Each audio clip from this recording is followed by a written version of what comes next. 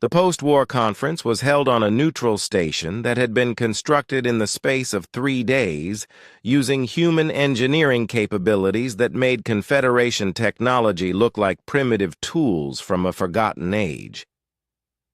Ambassador Helen Carter now bore the title of humanity's voice to foreign powers and faced the assembled Confederation leadership with the same quiet dignity she had shown 50 years earlier when delivering humanity's response to their rejection. Carter told the alien delegates that they had been correct about one thing when they voted to exclude humanity from galactic society because humans had indeed been too chaotic for the Confederation's carefully ordered civilization.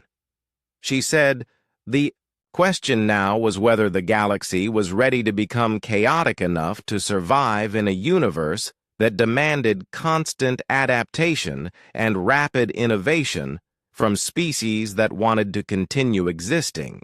The statistics that human representatives presented were undeniable and painted a picture of technological advancement that should have been impossible according to Confederation understanding of how civilizations developed. In 50 years of exile, humanity and its allied species had not simply survived, but had transcended every limitation that galactic society had assumed was permanent. They had developed technologies that Confederation science could not explain while forming alliances with intelligences that the galaxy had thought were impossible. President Linda Wright, now revealed as the leader of something called the Exiled Coalition, outlined the new reality that the galaxy would have to accept if it wanted to survive the threats that were already approaching from beyond the local galactic group. She explained that the Confederation's careful isolation had protected them from dangers they did not know existed, but had also prevented them from developing the capabilities necessary to defend themselves when those threats finally arrived. Wright told the assembled delegates that the galaxy was no longer the safe and predictable space that the Confederation had maintained through thousands of years of careful regulation and controlled expansion.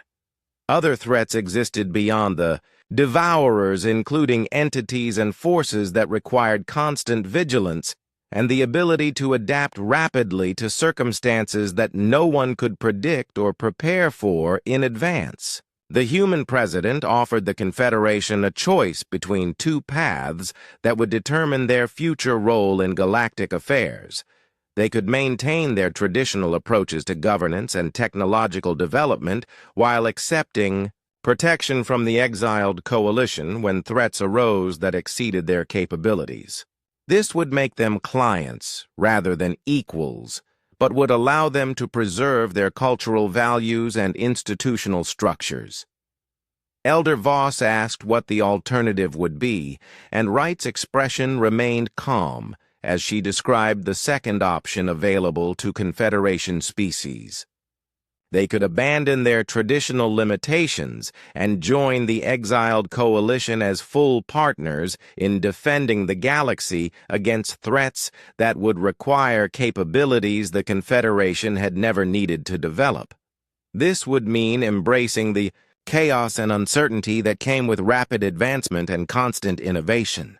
Captain Amy Johnson now held the rank of admiral and commanded forces that patrolled multiple galactic arms while maintaining defensive networks that operated across dimensions the Confederation could not perceive. She demonstrated the gulf between human and Confederation capabilities by manipulating matter at the quantum level with casual ease while opening portals through folded space that connected distant parts of the galaxy instantly. Johnson's display included technologies that interfaced directly with artificial intelligences existing in dimensions that Confederation science barely acknowledged, while drawing power from sources that should not have been accessible to any known civilization. Her ships moved through realms of existence that treated normal space as one option among many, while their weapons could strike targets that existed in parallel realities. Dr. Chris Murphy had aged, but retained the energy and curiosity that had driven his archaeological research for decades. and now revealed the truth about the sites he had studied throughout Confederation space. The galaxy had not simply rejected humanity, but had cast out dozens of species over millions of years because they showed potential for advancement that threatened the established order. All of those species had eventually found each other in exile. Murphy explained that the Confederation had systematically eliminated every civilization that demonstrated rapid innovation or unconventional thinking about technological development. They had built a galaxy of safe mediocrity by excluding anyone who might challenge their assumptions about how progress should be managed. The exiled species had combined their unique capabilities and become something that the galaxy could never have produced under its traditional system. The archaeological evidence showed that the pattern had repeated itself countless times throughout. Galactic history as promising civilizations were rejected for being too different or too willing to challenge established limitations. The Confederation had created their own opposition by forcing innovative species to develop independently while denying them the guidance and resources that might have kept their advancement within acceptable bounds. Admiral Jake Morrison bore scars from battles against entities that Confederation military doctrine had never considered possible and delivered the Coalition's final ultimatum to the assembled delegates. He told them that the galaxy belonged to species that were willing to fight for it, and that the Coalition had been fighting for 50 years while preparing to continue that struggle for as long as necessary. Morrison explained that the universe was far more dangerous than the Confederation had ever imagined, and that survival required constant vigilance, combined with the ability to develop new capabilities faster than threats could evolve to counter them. The careful deliberation that had served the Confederation well during peaceful times would lead to extinction when faced with enemies that adapted in real time to whatever was used against them. The choice facing Confederation species was stark and would determine whether they remained relevant in a galaxy that was about to become far more dynamic and unpredictable than their traditional institutions were designed to handle. They could join the Coalition and abandon millennia of tradition in exchange for the chance to become something greater than they had ever imagined possible. Some Confederation species chose to embrace the uncertainty that came with Coalition membership while abandoning the comfortable limitations that had defined their civilizations for thousands of years. They accepted that rapid change and constant adaptation would replace the careful planning that had governed their development since they first reached for the stars. These species would face challenges that tested every assumption they had ever made about technology and warfare and the nature of existence itself. Other species chose to remain as clients of the Coalition while preserving their traditional approaches to governance and cultural development. They would receive protection from threats they could not handle themselves while maintaining the institutional structures that had served them for millennia. These species would survive, but would play diminished roles in determining the galaxy's future direction.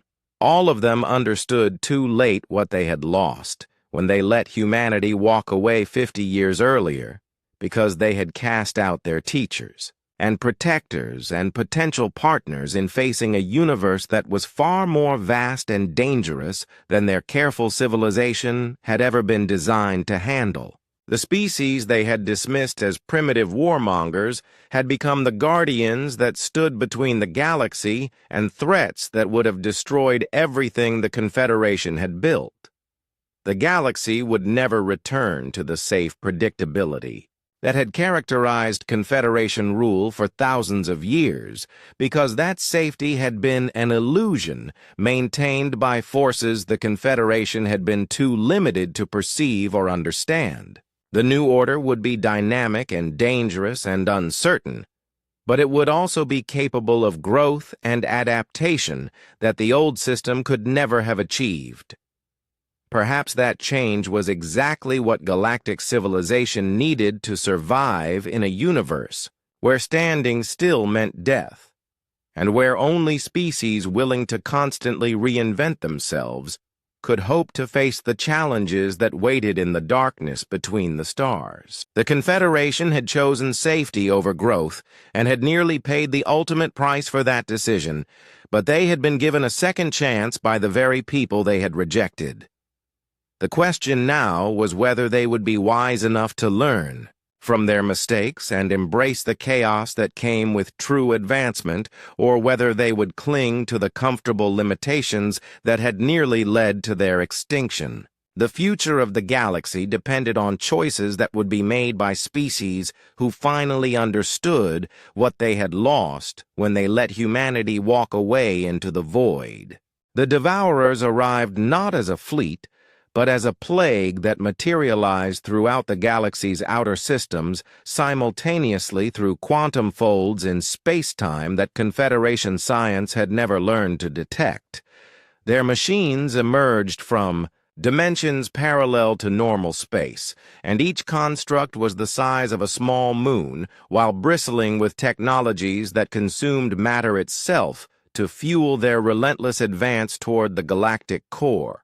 Admiral Jake Morrison commanded humanity's expeditionary forces from a fortress station that existed in multiple realities at once, and watched the Confederation's first engagement through quantum sensors that could observe events across vast distances. The elderly human had spent 50 years preparing for this moment while building alliances with species that the galaxy had forgotten and developing weapons that treated the laws of physics as obstacles to overcome rather than limits to accept. The Confederation response was swift and coordinated as their combined fleets moved into position using formations that had been refined over millennia of careful warfare. Cathari battleships advanced in perfect geometric patterns, while Zorvan destroyers provided support fire with weapons that had won countless conflicts against conventional opponents. Velthian command ships coordinated the attack using tactical computers that processed information faster than most organic minds could comprehend. Morrison watched the Confederation forces approach the Devourer constructs with precision and discipline that would have been beautiful under different circumstances. Their energy weapons charged in synchronized patterns, while missile salvos followed textbook targeting solutions that military academies had taught for thousands of years. It was a masterpiece of conventional warfare that was utterly useless against an enemy that operated beyond conventional understanding. The Devourers did not engage in warfare as the galaxy understood it, because they simply consumed everything that came within range of their feeding mechanisms. Confederation energy weapons were absorbed and redirected back at their sources, while physical projectiles were converted into raw materials that strengthened the machine constructs. Ships that approached too closely were disintegrated at the molecular level, while their crews and technology were incorporated into the Devourer collective. Within 72 hours, the Confederation had lost 30% of its combined fleet without inflicting any measurable damage on the approaching threat. Emergency broadcasts flooded subspace channels as species governments realized that their military forces were not equipped to fight an enemy that violated every assumption about how warfare should be conducted. Panic spread through Confederation space as worlds that had been safe for millennia suddenly faced extinction. The Cathari Empire formally requested human assistance through diplomatic channels that had been closed for 50 years, while offering territorial concessions and technology-sharing agreements in exchange for protection. The Zorvan hegemony abandoned their traditional pride and begged for military alliance with the species they had once dismissed as primitive warmongers. The Velthian collective offered to share their accumulated scientific knowledge if humans would defend their research worlds from destruction. Captain Steve Parker commanded the human dreadnought Defiance, and responded to all Confederation requests, with the same message that acknowledged their communications and instructed them to stand by for further instructions. His ship was larger than most Confederation space stations, while incorporating technologies that existed in dimensions the galaxy had never learned to access. The Defiance and vessels like it had been built during 50 years of preparation for threats that the Confederation could not imagine.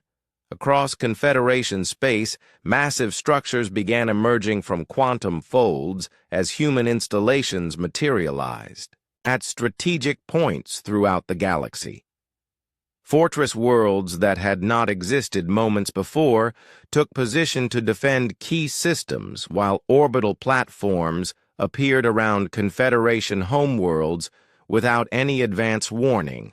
The humans were deploying defensive networks that operated on scales and used principles that Confederated military experts could not comprehend. Ships emerged from the void between galaxies that dwarfed anything in Confederation records, while their hulls incorporated materials that bent light around them and made them difficult to target with conventional weapons. Human fleets moved through space using propulsion systems that left no energy signatures, while their formations included vessels from species that the Confederation had thought were extinct. The exiled civilizations had returned with capabilities that made their former oppressors look like children. Dr. Amy Chen materialized via hologram in the Confederation's Emergency Command Center, and her presence brought immediate attention from military leaders who had ignored human warnings for months. She looked unchanged by the decades of exile, though her companions included beings that Confederation xenobiologists had never classified. The coalition of exiled species had evolved beyond recognition during their time in the intergalactic void. Chen told the assembled commanders that human forces would handle the Devourer threat, but that things would change permanently after the immediate crisis was resolved. She explained that the galaxy was about to become a much more dangerous place as other threats followed the Devourers from beyond the local galactic group. She said the Confederation would need to abandon their traditional approaches and learn to adapt rapidly if they wanted to survive what was coming. The human fleet engaged the Devourers in 3 dimensions simultaneously, while fighting battles that took place across multiple realities at once. Energy weapons fired through folded space and struck targets that existed in parallel universes, while defensive systems absorbed incoming attacks and redirected them through dimensional portals. Human ships phased in and out of observable space, while attacking from angles that should not have been mathematically possible. The most remarkable aspect of the human assault was that they fought alongside beings that Confederation mythology had described as impossible legends. Species that had been cast out over millions of years had found each other in exile and combined their unique capabilities to become something magnificent and terrible. They moved through space using technologies that treated matter and energy as interchangeable resources, while their weapons drew power from the fundamental forces that held reality together. Elder Voss observed the battle from his flagship and watched his advanced mind struggle to comprehend what human tactics were accomplishing against an enemy that had seemed invincible. The humans were not simply superior in their technology, but operated according to completely different principles that treated warfare as a creative art rather than a mechanical process. They fought as if they understood aspects of existence that Confederation philosophy had never considered. Within 6 hours, the Devourer advance was not only stopped, but systematically reversed as the machine intelligence that had consumed an entire galaxy found itself being dismantled by opponents who seemed to exist in multiple dimensions simultaneously. Human weapons peeled apart the construct hulls layer by layer, while their boarding parties invaded machine cores that should have been impossible to breach. The Devourers discovered too late that they faced enemies who had spent 50 years learning to fight threats from beyond normal space. Admiral Morrison transmitted his final message to the Confederation as the last Devourer construct was reduced to component atoms and scattered across empty space. His words were simple and direct as he told them that the immediate threat had been neutralized, but that larger challenges lay ahead. He said humanity would need to have serious discussions with the Confederation about how the galaxy would be defended against future threats. The battle that saved Confederation civilization lasted less than a day, but changed everything about how the galaxy understood warfare and technology and the nature of reality itself. Species that had ruled space for millennia discovered that they were infants compared to the exiled civilizations that had been forced to evolve or die in the darkness beyond the galactic rim. The careful order that had existed for thousands of years was about to be replaced by something far more dynamic and dangerous. The Confederation would survive, but only as junior partners in a new galactic order dominated by species they had once rejected as unworthy of membership in civilized society. The humans and their allies had demonstrated capabilities that made traditional military forces obsolete while showing mercy that the Confederation had not deserved.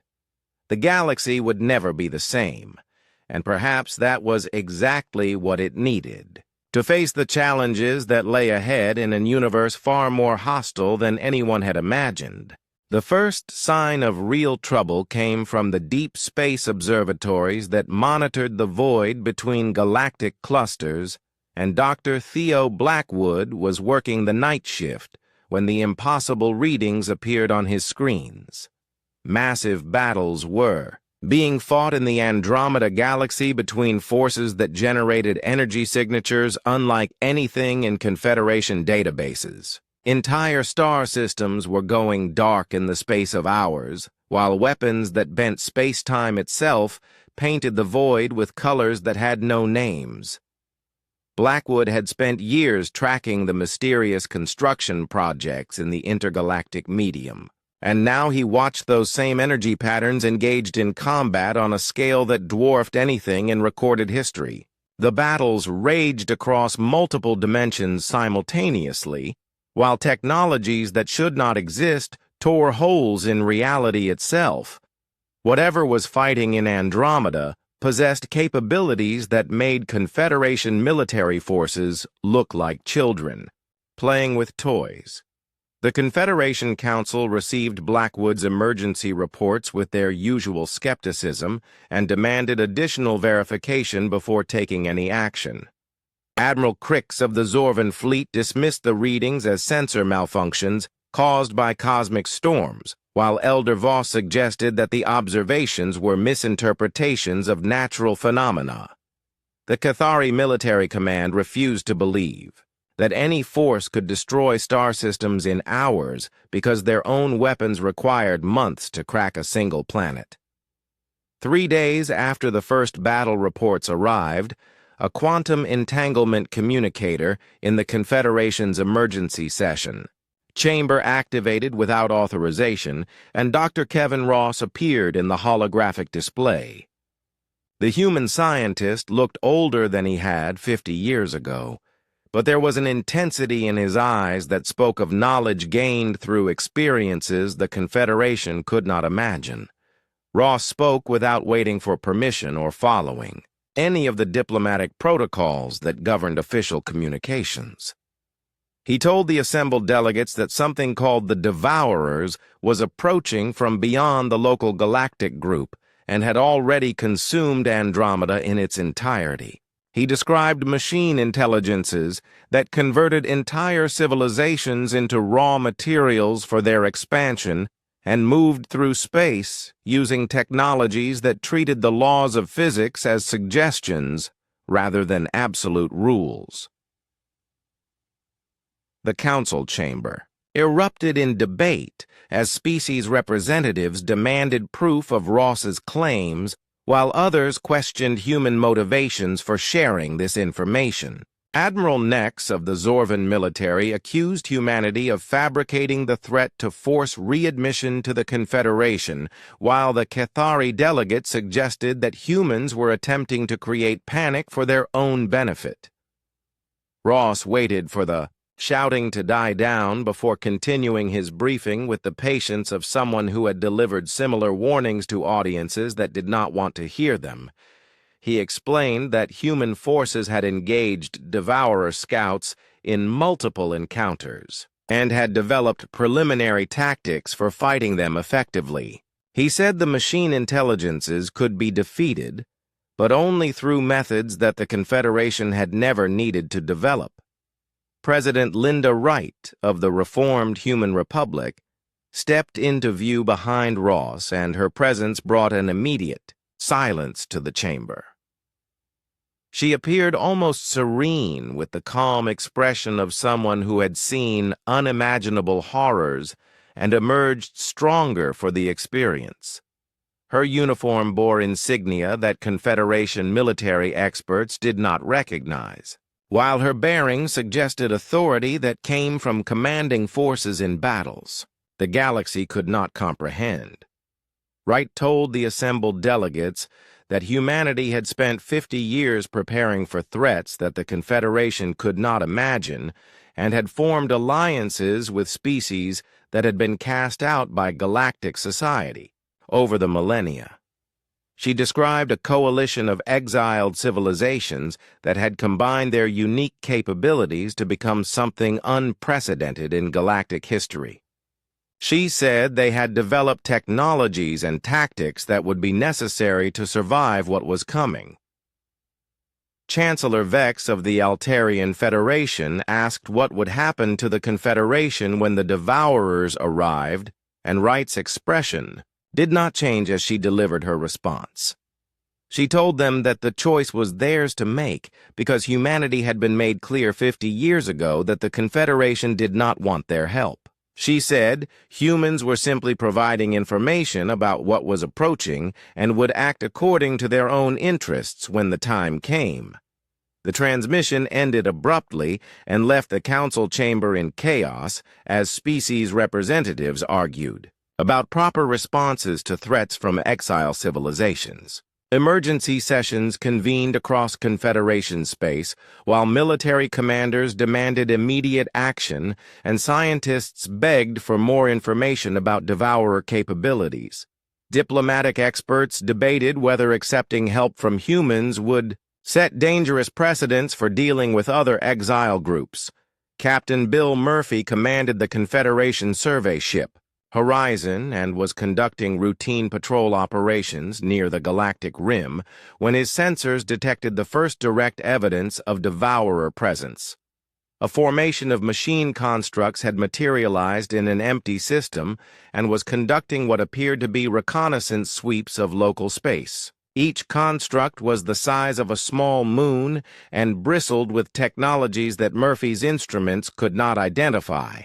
Murphy ordered his ship to maintain maximum distance while gathering intelligence on the unknown vessels, but his efforts to remain hidden failed when the constructs detected his presence and began moving toward his position.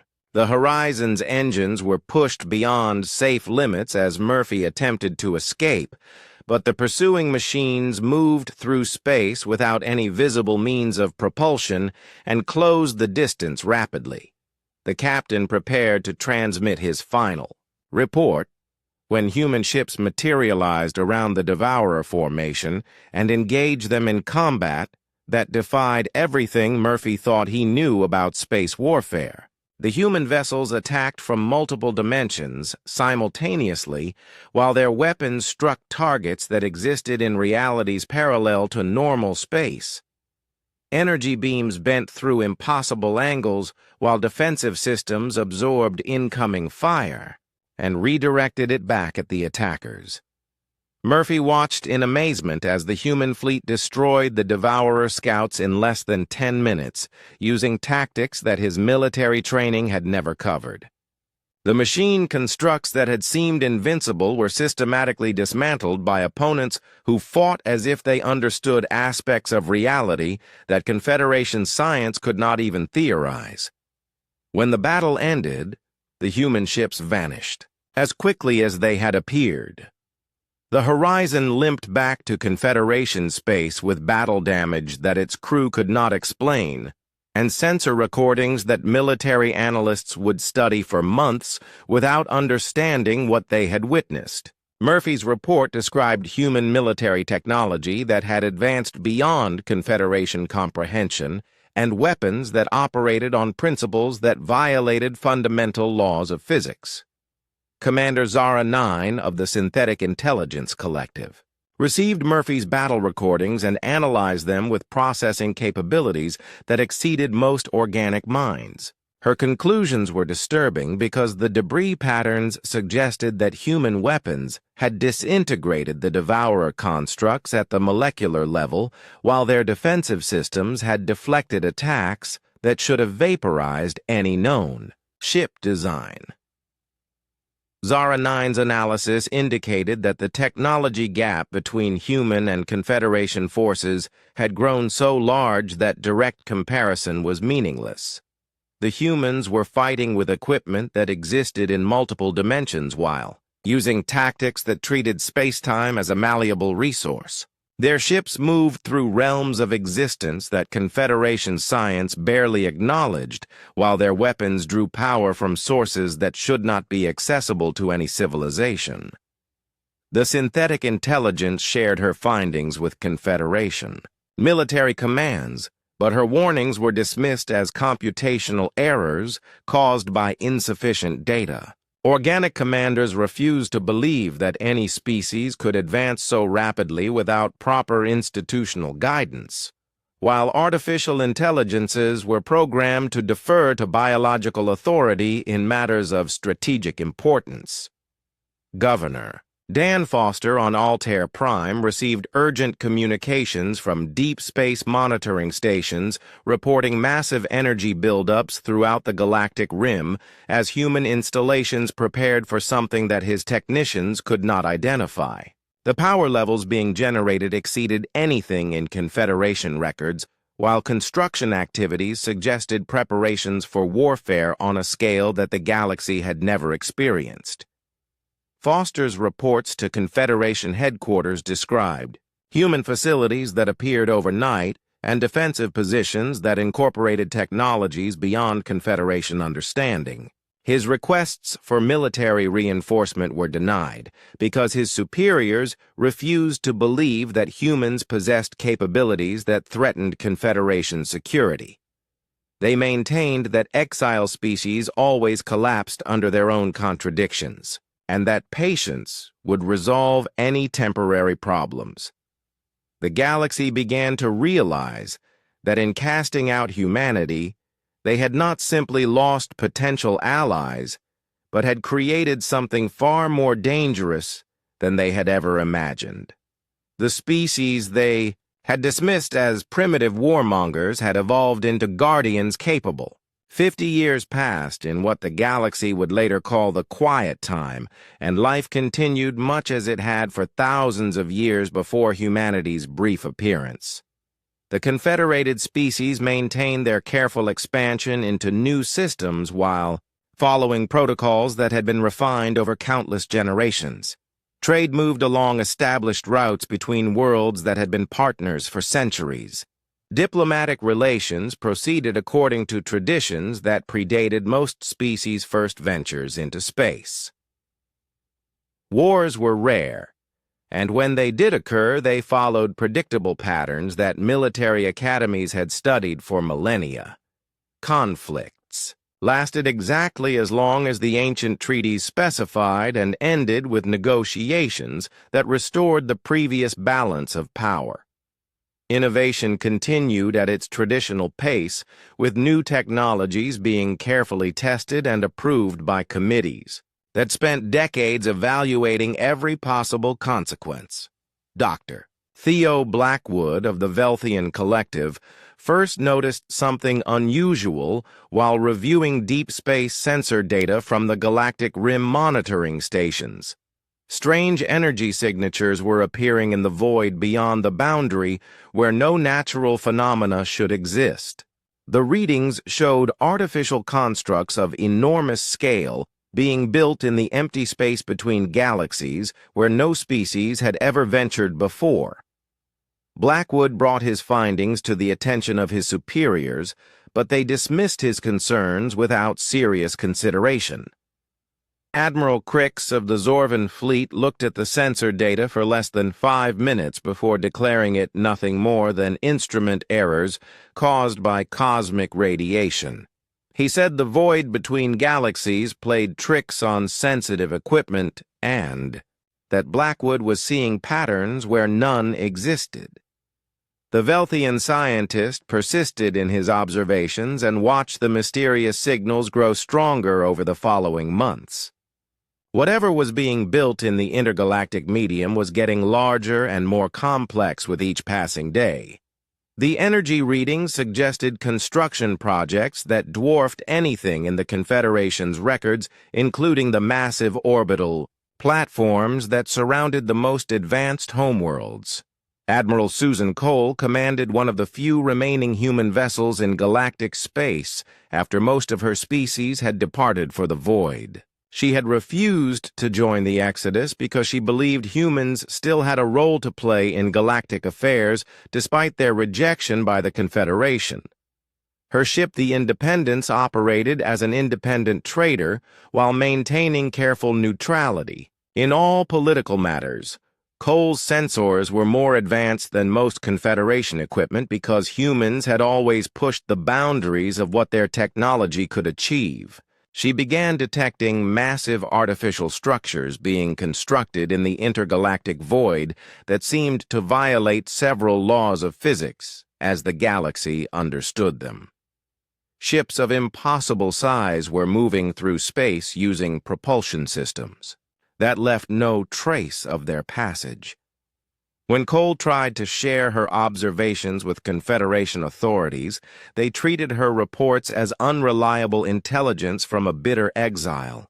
The Cathari Intelligence Service classified her data without investigation, while the Zorvan military dismissed her findings as human propaganda designed to regain their attention. Only a few individual scientists showed any interest in what Cole had discovered. Governor Dan Foster administered the Confederation colony on Altair Prime and received regular reports from the deep space monitoring stations that watched for threats from beyond the galaxy. His technicians began logging unusual readings that suggested large-scale construction activities in the void, but Foster was instructed to ignore these anomalies by his superiors on the Cathari homeworld.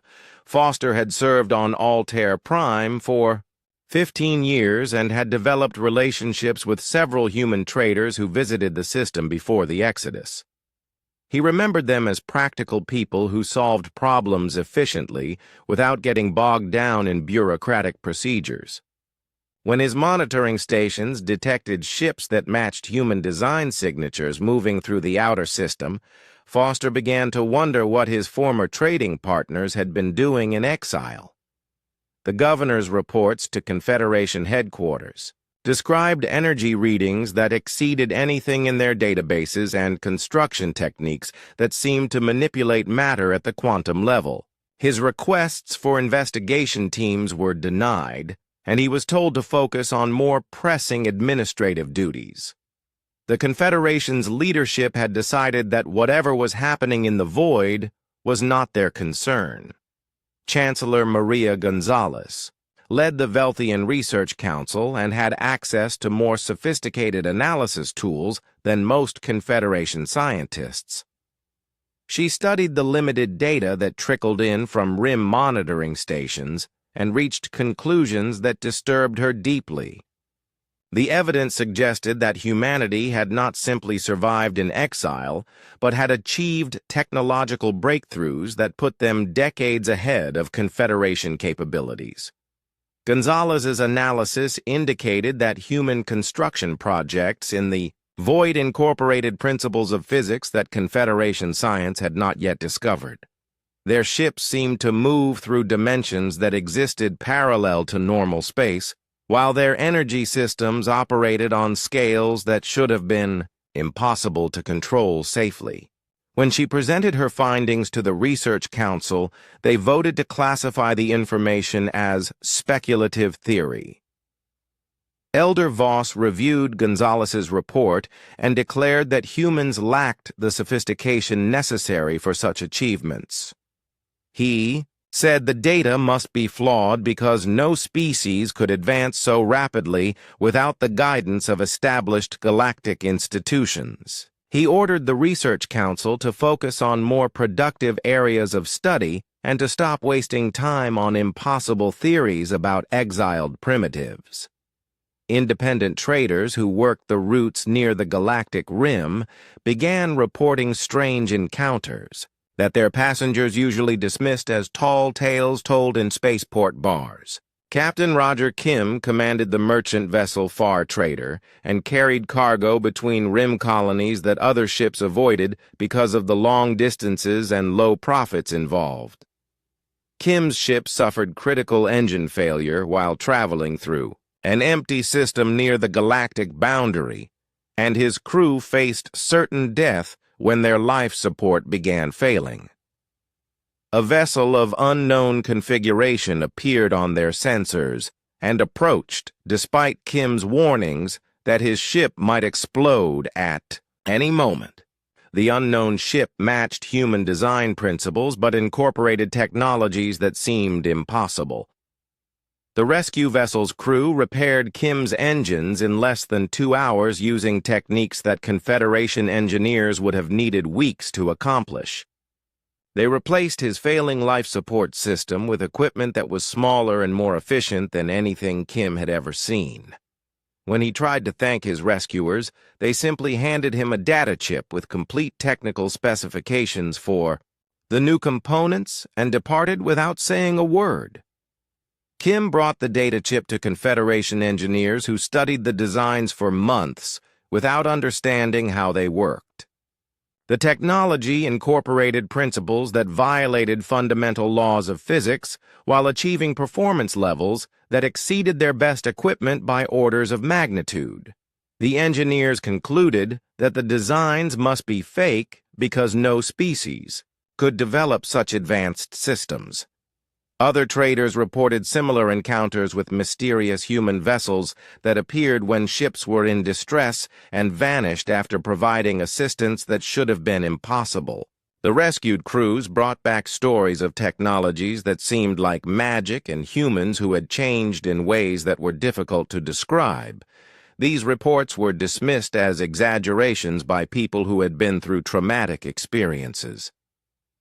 Dr. Kevin Ross had served as humanity's liaison to the galactic scientific community before the Exodus, and had maintained contact with several alien colleagues who respected his research. He began sending cryptic messages through quantum entanglement communicators that suggested humans had discovered something important in the void between galaxies. Ross's messages hinted at threats that existed beyond the galactic rim and technologies that would be necessary to defend against them. He spoke of alliances with species that had been forgotten by galactic history and discoveries that changed everything humanity thought they knew about the universe. His alien colleagues filed his messages away as the fantasies of an exile who had spent too long in empty space. The galaxy chose to ignore all these signs because they contradicted everything the Confederation believed about technological development and species advancement. Their civilization was built on the assumption that progress required careful guidance from established institutions and that rapid change led inevitably to chaos and destruction. The idea that humans could achieve anything significant without Their supervision was unthinkable. Confederation leaders convinced themselves that whatever humans were building in the void would eventually collapse under its own contradictions. They believed that exile species always failed when they tried to develop independently because they lacked the wisdom and patience necessary for true advancement. The Confederation had survived for thousands of years by avoiding unnecessary risks, and they saw no reason to change their approach now. They would learn how wrong they were when the first signs of real trouble appeared from the direction of the Andromeda. The Great Council Chamber stretched across 3 miles of polished crystal floors, and Admiral Jake Morrison could see every species that ruled the galaxy from his position in the observation deck above them all. The Cathari sat on their floating throne platforms with their blue skin gleaming under the artificial suns that lit the massive space, while the Zorvan military commanders stood at attention in their black uniforms that never seemed to wrinkle even after hours of debate. The Velthian scholars floated in their meditation spheres with their large eyes closed as they processed information through their advanced minds, and dozens of other alien species filled the remaining spaces in the chamber below. Dr. Lisa Park stood beside Morrison and watched the final vote tally appear on the massive screens that surrounded the chamber. The numbers glowed bright red against the dark displays, and every single vote showed the same result. 0 votes in favor of human membership in the Galactic Confederation. Every species had voted against them without exception, and the rejection was complete and absolute. Morrison had spent 5 years of his life traveling from world to world and meeting with alien leaders to present humanity's case for joining the galactic community. He had shown them human art and music and literature that moved some aliens to tears. He had demonstrated human technology that solved problems the aliens had struggled with for centuries. He had brought proof of human achievements in science and medicine and engineering that impressed even the most advanced species in the galaxy. None of it had mattered in the end. The Cathari representative rose from his floating platform, and his voice echoed through the chamber as he spoke the words that would change everything. He called humans barbaric warmongers, whose entire history was written in blood and violence. He said humans were too young and too primitive to understand the responsibilities that came with galactic citizenship. He claimed that humans would bring chaos and destruction to the peaceful order that had existed for thousands of years. The Zorvan delegate agreed, and added that humans lacked the discipline necessary for civilized behavior. She pointed to human military conflicts and said, "They proved that humans could never be trusted with advanced technology or diplomatic responsibilities." She said humans were too emotional and unpredictable to work with other species in any meaningful way. Elder Voss of the Velthian Collective delivered the final insult when he suggested that perhaps in another 1,000 years, when humans had evolved beyond their primitive impulses, the galaxy might reconsider their application. He said this with the tone of someone speaking to a child who had asked for something far beyond their understanding. Ambassador Helen Carter had listened to every word without showing any emotion on her face. She had served as humanity's chief diplomat for 3 decades and had negotiated treaties with species that most humans had never even heard of. She had learned 17 different alien languages and had studied the cultural practices of 43 different civilizations. She had devoted her entire adult life to the dream of bringing humanity into the galactic community as equals. Now she stood and walked to the speaking platform at the center of the chamber. The thousands of alien delegates fell silent as she activated the translation system that would carry her words to every species present. Her voice was calm and steady as she delivered humanity's response to their rejection. She told them that humans had come to the galaxy in friendship and had offered their unique perspectives and capabilities to benefit all species. She said humans had hoped to learn from the wisdom of older civilizations while contributing their own innovations and discoveries. She explained that humans had believed the galaxy would be stronger with diversity and different ways of thinking about problems. Then, she told them that humanity accepted their decision and would withdraw from all contact with the Galactic Confederation. Immediately, she said humans would not seek membership again and would not attempt to change the aliens' minds about their worthiness.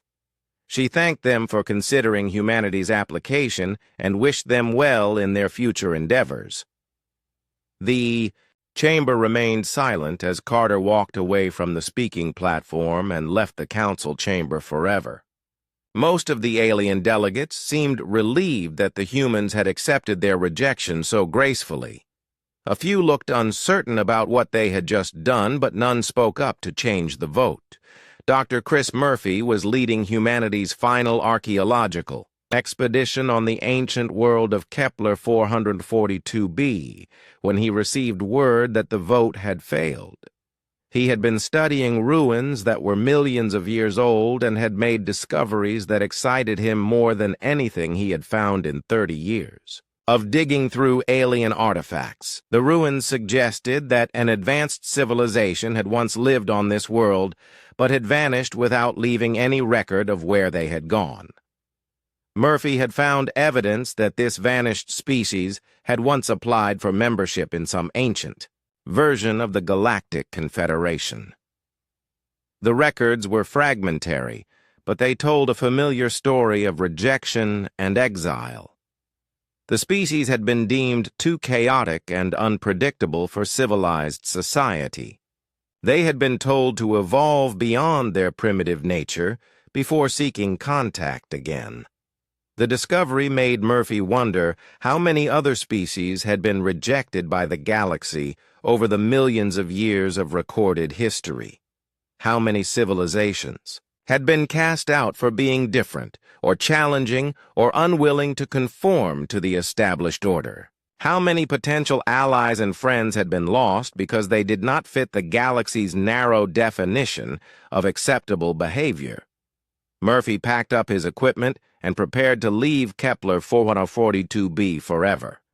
He uploaded his final research notes to the human database and took one last look at the ancient ruins that had taught him so much about the galaxy's true nature.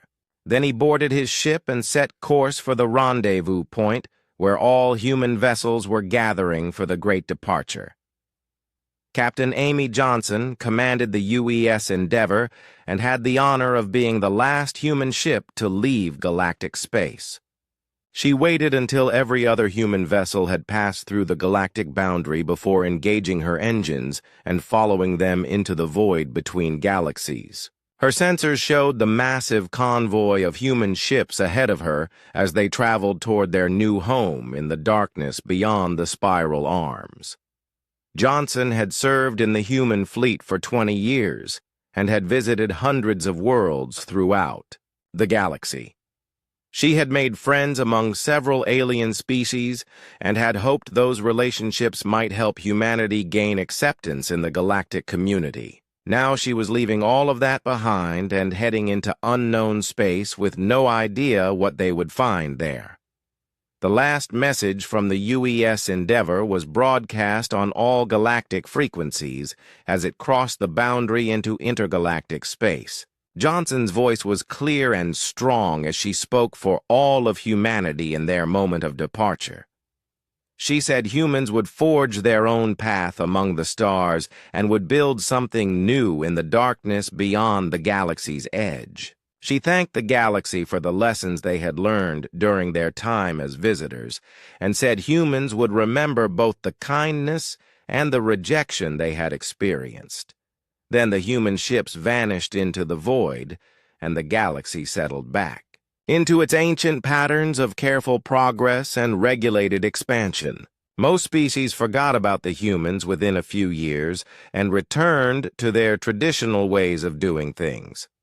The rejection of humanity became a footnote in galactic history that few bothered to remember. Only a handful of individuals wondered what might have been if the vote had gone differently. They kept their doubts to themselves and watched the empty space where human ships had once traveled.